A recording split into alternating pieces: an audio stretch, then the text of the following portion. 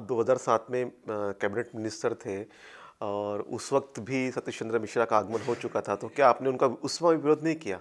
हम लोगों ने जो उस समय स्तंभ थे उनसे कहा कि ये कैसे आ गया। उसके पहले आपको मैं अपडेट कर देता हूँ, 1996 में ही रामवीर उपाध्याय आ चुके थे। तो उन्होंने कहा कि और 1995 में जो पहली सरकार बनी तो उसमें जो 4 दिसंबर 93 की सरकार थी उससे अलग जा कर के तो माननीय बहन जी के साथ ही हृदय नारायण दीक्षित कैबिनेट मिनिस्टर बना, जिसको संसदीय कार्यभार और ऊर्जा दिया गया। तो कहा गया कि उसी में पॉलिसी चेंज हो गई कि बहुजन के आगे सर्वजन, सर्व समाज। तो मानवर काशीराम जी जीवित थे और मानवर काशीराम जी कसमसा के रह गए। और इस बारे में भी मैं कहना चाहता हूं कि खोज की ज़रूरत है कि वो कौन से कारण हैं कि मानवर काशीराम जी ने, तो उन कारण है उस पे, हम उस कारण के ये फोरम नहीं है बात करने का, हम करेंगे उस पे बात। तो उसके बाद जब सतीश चंद्र मिश्रा आया तो हमें बताया गया कि वो भारतीय जनता पार्टी के कोटे से एडवोकेट जनरल आया है। 3 मई 2002 को जो सरकार गठित हुई, बनाई गई, तो 3 मई 2002 की सरकार में एडवोकेट जनरल वो बनाया गया। पर जब 25 अगस्त 2003 को सरकार से समर्थन वापस लेकर के और भंग हो गई सरकार, माननीय मुख्यमंत्री ने इस्तीफा दे दिया, तो ये भाजपा में जाने की बजाय इस तरफ आ गया। तो हम जैसे लोगों ने पूछा कि ये इधर कैसे, तो उन्होंने कहा कि नहीं, ताज कॉरिडोर का मामला है, आय से अधिक संपत्ति का मामला है, तो सीनियर लॉयर और सुप्रीम कोर्ट का लॉयर हमें ज़रूरत है, तो उसके लिए रखा गया है। 8 अक्टूबर 2003 को सीबीआई ने रेड किया हमारे दिल्ली सी फर्स्ट 11 हुमायूं रोड पे कार्यालय पर और फिर 13 माल एवेन्यू पर। तो 22 अक्टूबर 2003 को करीब 4000 कार्यकर्ताओं के बीच में काफ़ी प्लानिंग के साथ पहले एक दलित नेता को सम्मानित किया हमारी आदरणीय बहन जी ने मंच पर, उनको फूलों का, वो भी गुलाब के फूलों का माला पहनाया, इंद्रजीत सरोज को, फिर उसके बाद माननीय अयोध्या पाल को। तो ओबीसी और एससी करतल धनी से कार्यकर्ताओं ने स्वागत किया कि बहन जी तो आज बदली हुई नज़र आती हैं और खुद अपने सीनियर लीडर का सम्मान कर रही हैं, उनका ये जिता के ले आए हैं। पर ठीक 2 मिनट बाद पर्दा गिरा और सतीश चंद्र मिश्रा पीछे से प्रकट हुए। तो उन्होंने कहा कि आपकी बहन अगर आपके सामने है तो सतीश चंद्र मिश्रा के कारण है, अन्यथा मैं जेल में होती। तो कार्यकर्ता ने स्वीकार किया, हम जैसे लोगों ने भी स्वीकार किया 22 अक्टूबर 2003, और उन्होंने कहा मैं इसलिए इनको राष्ट्रीय महासचिव घोषित करती हूँ। तो ये वास्ता दे करके किया गया और कार्यकर्ता जो काडर था, काडर को चुप करा दिया गया। तो ये घटनाक्रम है और मैं फिर भी हमारे जो शोधकर्ता हैं और उनको ये इस पे खोज करनी चाहिए। मेरी अपनी जो समझ है तो उस पे तो मैं आपसे बात कर ही रहा हूँ। तो इस प्रकार से 2006 में मानवर काशीराम जी का देहांत हो गया। उनकी मदर ने, उनके भाई ने प्रोटेस्ट किया, इसको लेकर के पूरा भारत उसको जानता है। वो हाई कोर्ट तक गए।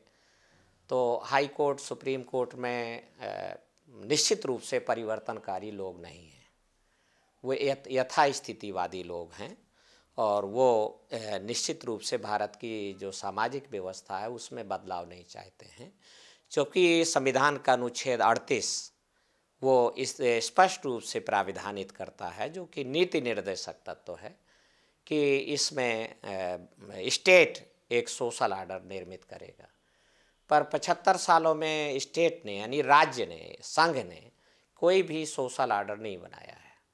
तो जो परंपरा से मिला हुआ सोशल ऑर्डर है वही चल रहा है। तो इस प्रकार से जो आपका सवाल है कि आप लोगों ने विरोध की, नहीं किया, हम लोगों ने गरिमापूर्ण तरीके से अपना ऑब्जेक्शन दर्ज कराया।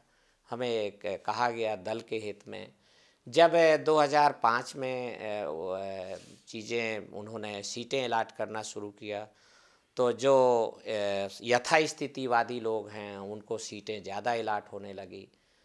तो तब भी ऑब्जेक्शन हुए, तो उन्होंने कहा आपको मुझे मुख्यमंत्री नहीं बनने देना चाहते हैं, सरकार नहीं बनने देना चाहते हैं।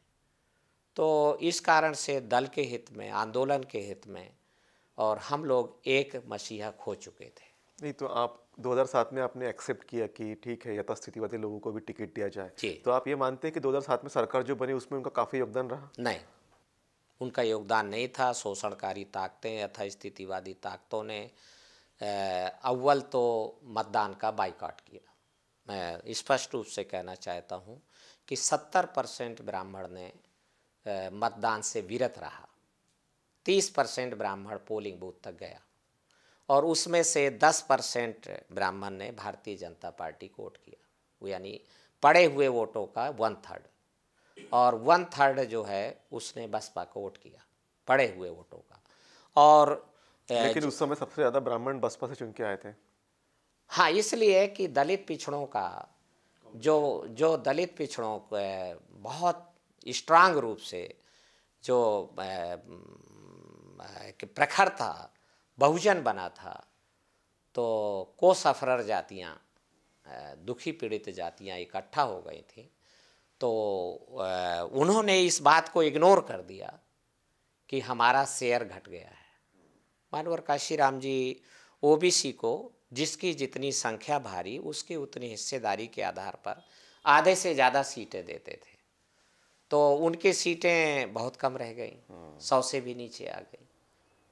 तो पर हटाना था, सत्ता बनानी थी।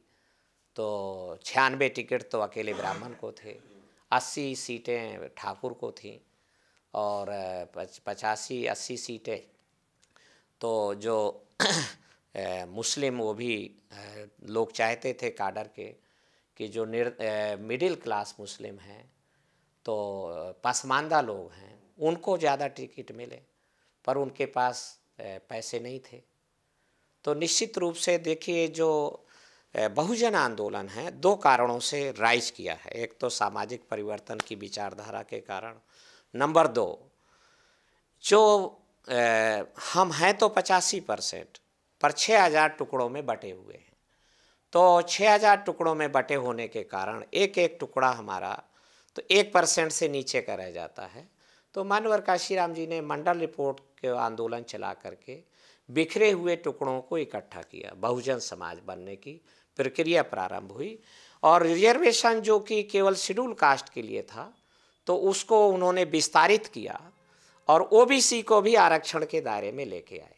ये मानवर काशीराम जी की बड़ी रणनीतिक विजय थी, और उन्होंने, हम प्रत्यक्षदर्शी हैं, बीपी सिंह मंडल रिपोर्ट नहीं लागू कर रहे थे, तो 14 अप्रैल 90 से 31 मई 90 तक दिल्ली के बोट क्लब पर लाखों लोगों ने मानवर काशीराम जी के नेतृत्व में धरना दिया, और बीपी सिंह को मजबूर किया गया, और बीपी सिंह की कुर्सी को मेंबर पार्लियामेंट को द्वारा भी देवीलाल को हाथ पे लेकर के, और उन्होंने रणनीति जाल फैलाया कि बीपी सिंह को मजबूर किया कि अगर आप नहीं करेंगे तो आपकी सरकार गिरा देंगे, ताऊ हमारे, देवीलाल हमारे हाथ में। तब जाके 7 अगस्त 90 को मंडल रिपोर्ट लागू होने की बीपी सिंह ने घोषणा की, बेमन से। और परंतु तो जो वो काशीराम जी ने काम किया ओबीसी को जोड़ने का, बहुजन समाज बना, उसका ये परिणाम था कि सत्ता 2007 में बन गई थी। हाँ, दूसरा जो 1940 से ही, जब बाबा साहब अम्बेडकर 1936 में तो बम्बई विधानसभा के लिए उन्होंने इंडिपेंडेंट लेबर पार्टी बनाई, और 15 लोग खड़े किए, 13 लोग जीत के आ गए। तो जो यथास्थितिवादी शोषणकारी ताकतें हैं वो दहल गई, हिल गई, और उन्होंने ऐसा गौर किया कि अम्बेडकर भारत का प्रधानमंत्री हो जाएगा। इसलिए उन्होंने 1940 से ये प्रबंध किया कि चुनाव वोटों की बजाय नोटों से होना चाहिए। अगर चुनाव वोट से होता है तो वो लोग जीतते हैं जिनके पास वोट ज़्यादा है, परंतु अगर चुनाव नोटों से होता है तो वो लोग जीतते हैं जिनके पास नोट ज़्यादा है। तो लोगों ने कहा कि नोट से कैसे हो सकता है चुनाव, लोकतंत्र में तो चुनाव वोट से होता है। तो ज्ञानियों ने, चतुर लोगों ने नेहरू को समझाया कि अगर वोटर को बिकना सिखा दिया जाए, वोटर वोट बेचने लगे, तो चुनाव वोट से नहीं होगा, चुनाव नोट से हो जाएगा। और 40 से ही वोट की बिक्री प्रारंभ हो गई, और जिसके कारण बाबा साहब अम्बेडकर तक जीत नहीं पाए महाराष्ट्र से। और उनको जीतने के लिए, संविधान सभा में पहुंचने के लिए भारत के पश्चिमी किनारे से पूर्वी किनारे में जाना पड़ा। चंडालों ने उनको जिता के भेजा, जोगेनाथ मंडल ने सीट खाली किया। तो इस प्रकार से हम देखते हैं कि मानवर काशीराम जी ने इस डिसीज को, बिकवाली वोटों की, डायग्नोस्ट किया और इस चैलेंज को स्वीकार किया कि मुझे अगर बहुजनों को हुक्मरान बनाना है तो वोटों की बिकवाली बंद करानी होगी। तो उसके लिए उन्होंने एक थीम तैयार किया, एक फिलॉसफी तैयार किया, हमारे मोरल अथॉरिटी को बहुत ऊंचाई तक ले गए। उन्होंने एक दर्शन दिया कि वोट अनमोल है, बहन बेटी की इज्जत के समान है। जो वोट बेचे, समझो बहन बेटी की इज्जत बेचे। वोट और बेटी बेची नहीं जाती है, बल्कि इज्जतदार लायकवर आदमी को सौंपी जाती है। वोट बेचना बंद करो, और जो ना माने उसका बिरादरी में हुक्का पानी बंद करो। तो जब मॉरल अथॉरिटी हमारे समाज की हाई लेवल पर पहुंची, इज्जत के साथ कनेक्ट किया वोट की पावर को, तो समाज ने वोट बेचना बंद कर दिया। वोट बिकना बंद हुआ तो निर्धन लोगों का जीतना चालू हो गया और बसपा का जीतना चालू हो गया। वोट के बिकवाली बंद होने का प्रभाव केवल बसपा के ऊपर ही नहीं पड़ा, बल्कि दूसरे और जो पिछड़ों के दल थे, समाजवादी पार्टी, आरजेडी, आरएलडी, उस पर भी प्रभाव पड़ा और उनके जीतने की संख्या बढ़ने लगी।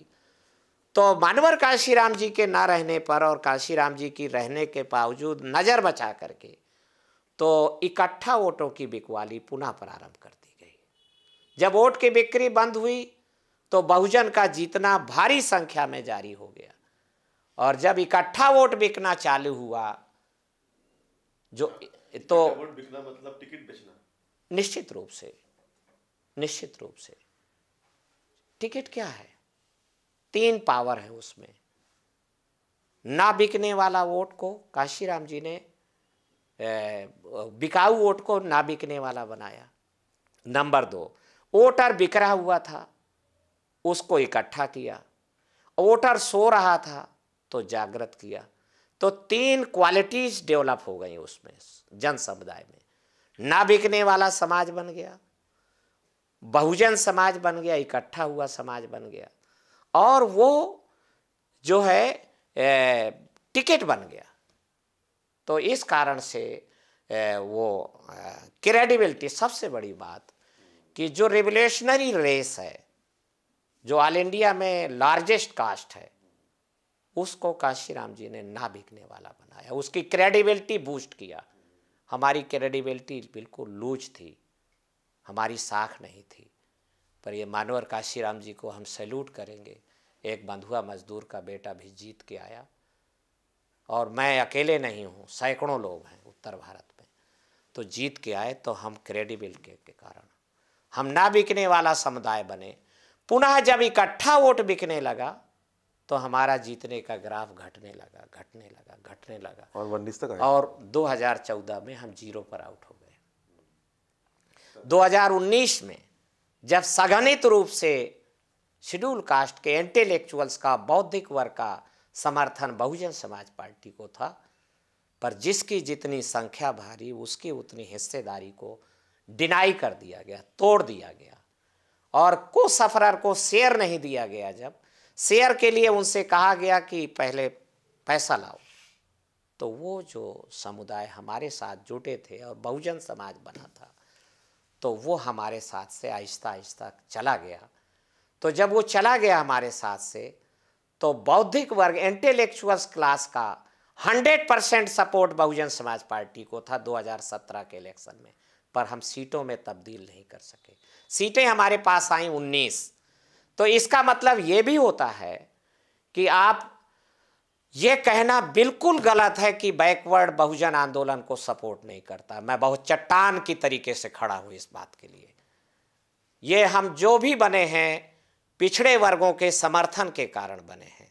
चूँकि साहू महाराजा ने इस काम को 1920 में ही कर दिखाया था। हमारा दुर्भाग्य कि वो 2 साल से ज़्यादा हमारे बीच उसके बाद नहीं रहे और 6 मई 1922 को वो हमारे बीच से चले गए। उसके बाद लोहिया जी ने ये कोशिश किया, पर वो लोहिया जी की और बाबा साहब अम्बेडकर की बातचीत बहुत आगे नहीं बढ़ सकी और बात आगे जा नहीं सकी। इसलिए मैं कहता हूँ मैं इस बात को कि जो आज दलित आंदोलन जिस लेवल पर खड़ा है, एक्चुअल में ये दलित आंदोलन नहीं है, ये बहुजन आंदोलन है, ये परिवर्तन का आंदोलन। इसमें पेरियार रामास्वामी नायकर का योगदान है जो गडरिया जात के थे। इसमें गुरु नारायणा का योगदान है जो इजवा समाज के थे। इसमें बाबा साहब अम्बेडकर का योगदान है। इसके जड़ों में जब महात्मा ज्योतिराव फुले और माता सावित्री बाई फुले का योगदान है। उत्तर भारत में इस आंदोलन को तैयार करने में बाबू रामस्वरूप वर्मा जी का योगदान है और बाबू जगदेव प्रसाद कुशवाहा का भी योगदान है बिहार में।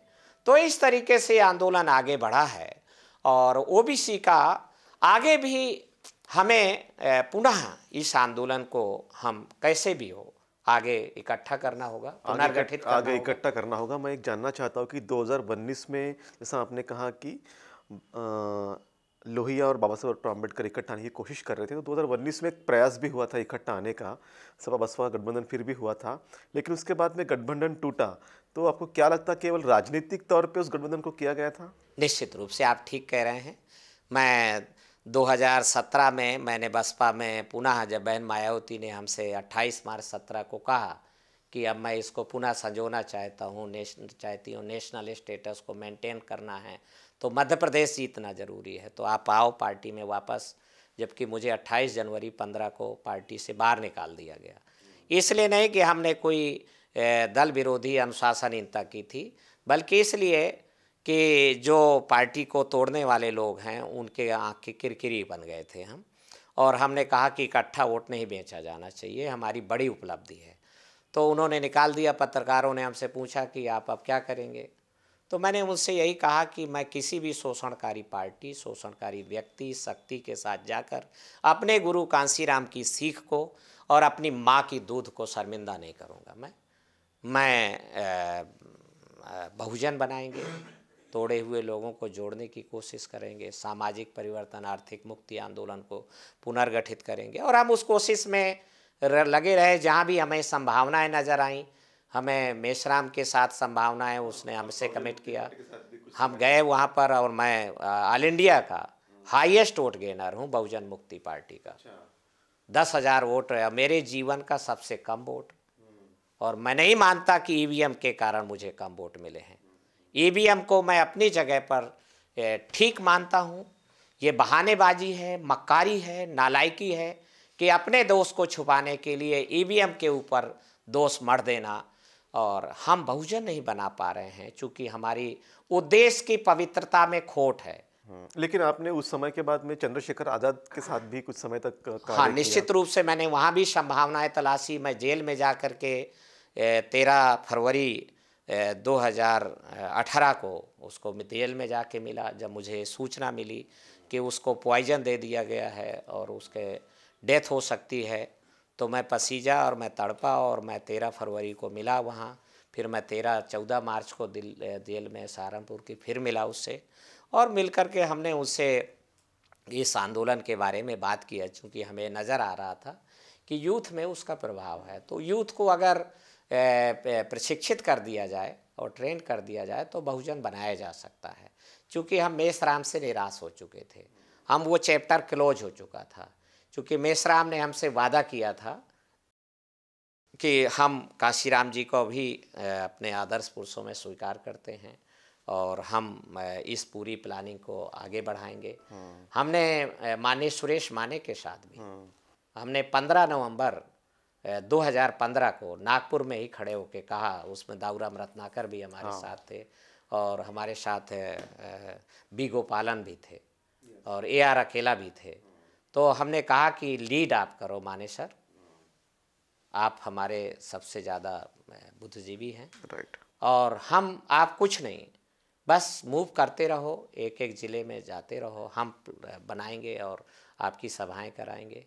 तो उन्होंने कहा नहीं नहीं, आप अपनी अपनी संगठन को मजबूत करिए और फिर हम आगे किसी मोड़ पर मिलेंगे।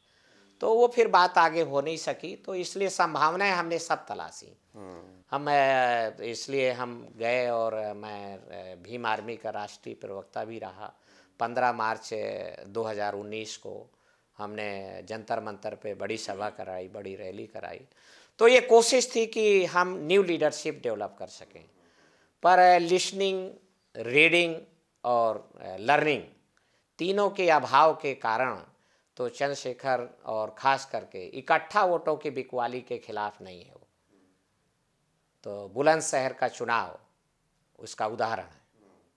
तो इसलिए हम और मेरा दृढ़ता के साथ मानना है कि इकट्ठा वोट अगर बिकेगा तो ये फुटकर वोटों की बिक्री के ही समान है, बल्कि उससे ज़्यादा खतरनाक है।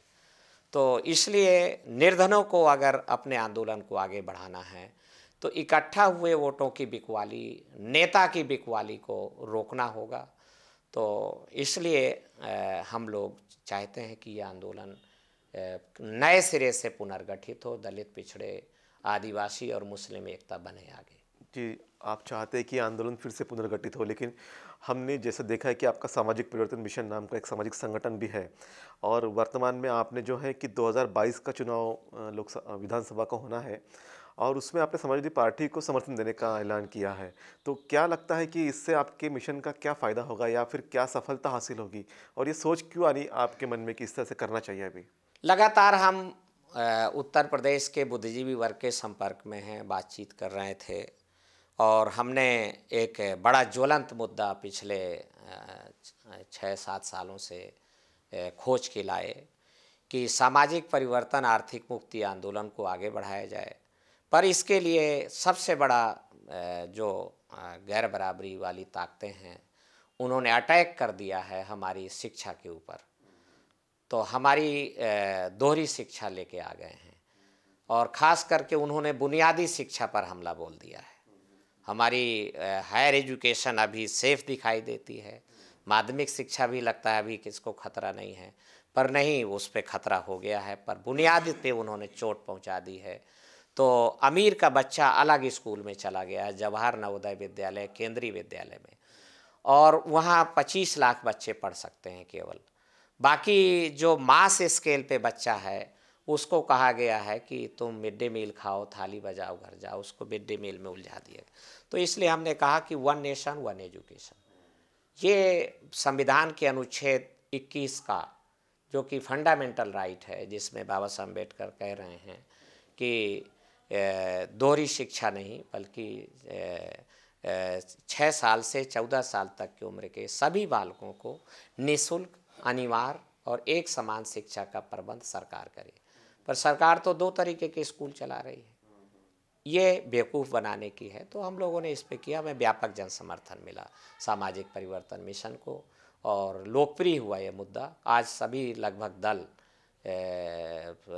बदलाव विरोधी ताकतों को छोड़ करके, यथास्थितिवादी ताकतों को छोड़ करके सब एक समान शिक्षा के मुद्दे पर सहमत होते नजर आते हैं।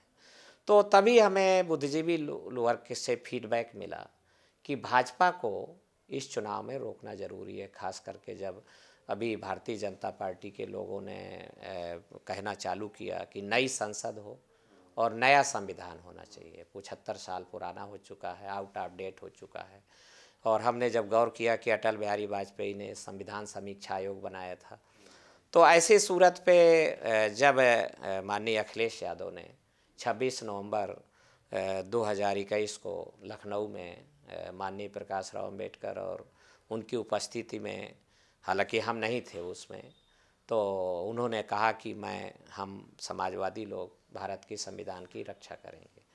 तो हमें ये बात गंभीर लगी और हमने परिवर्तन की धारा को गति देने के लिए और सांप्रदायिक ताकतों को रोकने के लिए और एक समान शिक्षा के लिए तो ये देखा कि जब जून 2021 में जो जिला पंचायत चेयरमैन के चुनाव हुए तो नरेंद्र मोदी के गुरु भाई ने सीज फायर का ऐलान कर दिया। उनका संघर्ष विराम, युद्ध विराम और शोषक के खिलाफ नहीं लड़ा जाएगा बल्कि भाजपा को जिताना है और सपा को हराना है।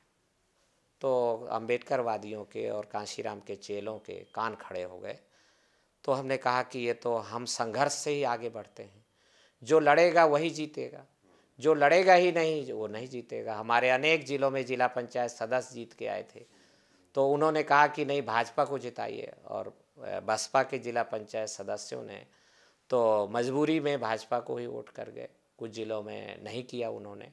परंतु इससे हम लोग तो आज लड़ाई के मैदान में भाजपा के खिलाफ बसपा कहीं नज़र नहीं आती है। तो इसलिए हम लोगों ने तय किया कि हमें समाजवादी पार्टी को भाजपा के खिलाफ स्टैंड ताकत देनी चाहिए। और अगर हमें बहुजन की धरती में तो नरेंद्र मोदी के गुरु भाई ने तेजाब डाल दिया है और हमारी धरती को ऊसर बना दिया है, तो हम नई धरती में समाजवादी आंदोलन में मानवर काशीराम जी की विचारधारा को, बाबा साहब अम्बेडकर के विचार को प्रतिरूपित कर सकते हैं। और इस बारे में बाकायदे 5 दिसंबर को माननीय अखिलेश यादव जी से बात हुई। उन्होंने सार्स कहा कि सामाजिक परिवर्तन की जो विचारधारा है वो आप चलाए रखें। उन्होंने मुझसे नहीं कहा कि आप सामाजिक परिवर्तन मिशन का विलय करिए आप, और उन्होंने कहा कि नहीं ये सोशल मूवमेंट है, आप इसको चलाए रखिए। तो इस तरीके से हमने कहा कि जो सीटें हैं उन पे आप अति पिछड़ी जातियों को हिस्सेदारी बढ़ा के देंगे, तो उससे हम सांप्रदायिक ताकतों को रोकने में हमें मदद मिलेगी। तो निश्चित रूप से ऐसा लगता है कि खास करके जो क्रिमिनल एलिमेंट्स हैं उनसे माननीय अखिलेश यादव ने दूरी बनाई है। और आपको लगता है कि पहले जैसे मैच्योर भी हो गए हैं आप? हाँ, निश्चित रूप से उन्हें भी जीवन में, और ये जमाना और संघर्ष निश्चित रूप से मैच्योर बनाता है। तो 2012 में ही उन्होंने पश्चिम के माफिया डीपी यादव को समाजवादी पार्टी में आने से रोक दिया, खड़े हो गए कि नहीं आने देंगे हम। दूसरा फिर वो 2016 में पूर्वांचल के माफिया मुख्तार के परिवार को उन्होंने आने से रोक दिया। और अभी अभी नवंबर के महीने में राजा भैया जब मिल के गया नेताजी से, माननीय मुलायम सिंह यादव से, और उसने र्यूमर फैलाई कि मैं समाजवादी पार्टी में जाने वाला हूँ, मेरा सम्मान होगा वहाँ, तो उन्होंने 24 नवंबर को ही प्रतापगढ़ में उसको झटक दिया और कहा कि कौन राजा भैया, कोई मैं किसी राजा भैया को हम नहीं जानते हैं, किनकी बात कर रहे हैं।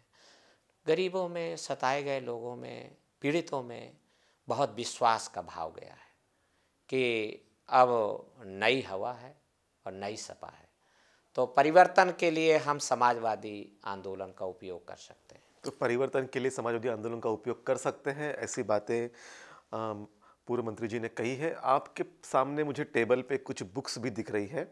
अब तक हमने राजनीति की बातें कही, लेकिन सामाजिक आंदोलन के लिए भी आप माननीय कांशीराम साहब के जो लिटरेचर है उसको प्रकाशित करके लोगों में उसका मैसेज देते हैं, लोगों को वितरित भी करते हैं। तो इसके बारे में बताइए, ये कैसे क्या आपने शुरू किया? देखिए, मानवर काशीराम जी ने बाबा साहब अम्बेडकर के जनता, और उसके पहले मूक नायक, और उसके पहले प्रबुद्ध भारत से सीखा, और सीख करके उन्होंने पत्रकारिता को भी महत्वपूर्ण बहुजन आंदोलन का पार्ट बताया कि नहीं ये ज़रूरी है। तो उन्होंने बहुत ही विश्वसनीय और बहुत ही लोकप्रिय बहुजन संगठक का प्रकाशन, हालांकि मराठी में उन्होंने बहुजन नायक भी था, और पंजाबी में भी बहुजन नायक का प्रकाशन किया, गुजराती में भी, बंगाली में भी उन्होंने प्रकाशन किया। तो उससे उनकी जो आवाज़ है और इस देश में परिवर्तन की जो ललक है वो लगातार फैलती रही, और दूरस्थ गांव में भी वो लिटरेचर के माध्यम से पहुंचती रही। उसके पहले उन्होंने ऑपरेस्ट इंडियन का, जो इंग्लिश में प्रकाशित करते थे, तो 2 साल तक वो भी चला। तो ये सब किया। निश्चित रूप से आज सारे देश के विद्वान मानते हैं कि मानवर काशीराम जी अगर नहीं आए होते तो ज्योतिराव फुले और साहू महाराजा के इतिहास को उत्तर भारत में हम लोग नहीं जान पाते। बाबा साहब अम्बेडकर को भी भुला देने की कोशिशें इस देश में हुई हैं। तो इसलिए हमें कान खड़े हो गए कि हमें जो है मानवर काशीराम जी का जो निर्धन लोग कैसे आगे बढ़ें, लोकतंत्र भारत में कैसे कामयाब हो, धन तंत्र से लोकतंत्र कैसे कामयाब हो। तो इस दिशा में मानवर काशीराम जी ने बहुत काम किया और मैं इलाहाबाद में इटावा में उनके साथ रहा हूँ। तो फिर हमने माननीय 16 मार्च 2008 को माननीय A.R. अकेला, जो उस समय तक 2 किताबें प्रकाशित कर चुके थे, मानवर काशीराम जी के साक्षात्कार, प्रेस के आईने में काशीराम और मायावती के साक्षात्कार, वो प्रकाशित कर चुके थे। तो मुझे नज़र आया कि ये हमारे जो साथी हैं ये निष्ठावान हैं और लगनशील हैं, परिश्रमी हैं। मैं राजपाट के काम में लगा हुआ हूँ और मुझे और कोई आदमी नज़र नहीं आया। मैं खोजता रहा तो मैंने अकेला जी से बात किया 16 मार्च को। मैं भी डरा हुआ था कि ये पता नहीं गोपनीय बात को रखेंगे कि नहीं रखेंगे अपने तक। तो हम लोग चूँकि जानते थे कि अगर हमें पार्टी से निकाल दिया गया तो हमारी जो है समाज अज्ञानी है और नासमझ है, तो समाज हमारा सपोर्ट करना बंद कर देगा। तो निश्चित रूप से उसको हम लोगों ने, तो इसलिए हमने बात किया, अकेला जी सहमत हो गए। हम लोगों ने बहुजन संगठक जो लोगों के घरों में पड़े हुए थे, मैं भी बहुजन संगठक बांटता था 86, 87, 88 में, 90, 91 तक मैं बांटता था बांदा में। तो मेरे पास भी पड़े थे, पर माननीय अकेला जी ने ज़्यादा इकट्ठे किए और वो सारे जब इकट्ठे हो गए तो उसको हमने फ़ोटोकॉपी कराया और 3 जगह रखा कि हमारी सरकार जिसने बहुजन चेतना मंडप हजरतगंज लखनऊ में रेड करा दी है और तीसरी आज़ादी की कैसेट जब्त कर ली गई हैं और आरनीत का भंडाफोड़ जब्त कर लिया गया है। इंडिया अम्बेडकर टुडे जो पत्रिका है तो उसको बंद करा दिया गया है और उसके ऊपर उसके जो संपादक हैं उसके ऊपर केस भी दायर हुआ। साथ में सह अभियुक्त दद्दू प्रसाद और स्वयं प्रसाद मौर्य को बनाया गया। तो ये सारी जब चीज़ें पता चली तो हम चौकन्ना भी थे और इसलिए हम लोगों ने फिर ये, तो सबसे पहले हमने एक सिरे से लेके चले, 3 जगह फ़ोटोकॉपी रख के रख दिया कि एक जगह रेट पड़ेगी तो 2 जगह सेफ रहेंगे। अकेला जी भी इस बारे में थे कि मेरा घर तो किराए का है और कुछ भी हो सकता है, खास करके जो कुंदन लाल जी हैं आगरा के, तो उन्होंने हमें बताया कि हमारे घर में कुछ रखा था, जला दिया गया। तो ऐसा जान करके तो हम लोगों ने फिर वो किया और फिर आब्रेस्ट इंडियन में जो कांशीराम जी के संपादकीय लेख छपते थे पहले वो प्रकाशित हुआ।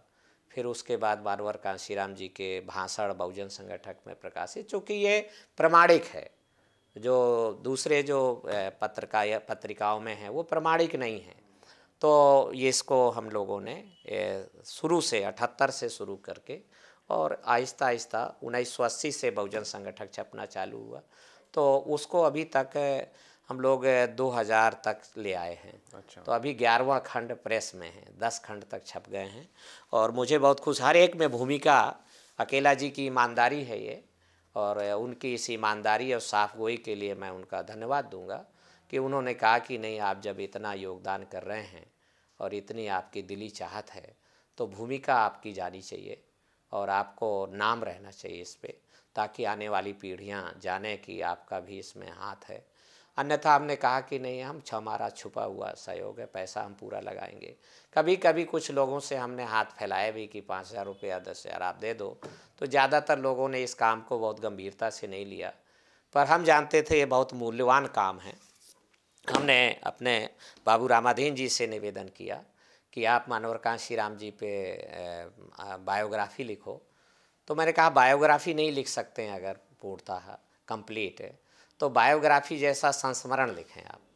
तो मुझे खुशी है कि बाबू रामाधीन जी ने भी ये पुस्तक लिखी है और इसको अभी 17 सितंबर को अभी 2021 को हम लोगों ने लखनऊ से इसको विमोचन किया गया है।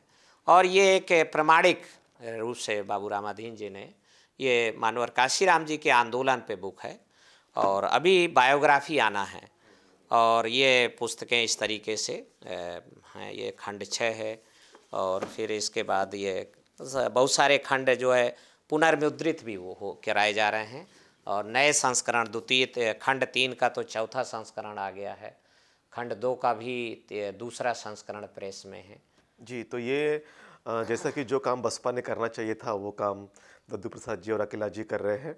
और जैसा कि हमने पूरे इंटरव्यू के दौरान देखा कि एक दर्द जो है दद्दू प्रसाद जी के मन में है कि इस बहुजन आंदोलन को जो है जैसा उनका कहना है, जिससे उन्होंने कहा कि वोट की बिकवाली नहीं होनी चाहिए, टिकट की बिकवाली नहीं होनी चाहिए, इस तरह का उनका एक दर्द भी था। और कहीं न कहीं आंदोलन भटक गया, ये भी उनके मन में बात थी। बहरहाल आपने हमें बहुत सारा वक़्त दिया, बहुजन आंदोलन की बहुत सारी बातें बताई, किस तरह से मिशन स्टार्ट हुआ, किस तरह से स्वाभिमान का आंदोलन स्टार्ट हुआ, आपका क्या योगदान रहा है। और आपने एक अच्छा कार्य भी जो किया है कि माननीय घनश्याम साहब के जो खंड है, उनकी जो किताबें हैं, उनको जो विचार है, वो लोगों तक लाने की कोशिश भी की है। इसके लिए आपको साधुवाद भी देते हैं और आपने हमें इतना वक़्त दिया, उसके लिए आपका बहुत-बहुत आभार व्यक्त बहुत-बहुत करते हैं। शुक्रिया, बहुत-बहुत आपको शुक्रिया। धन्यवाद।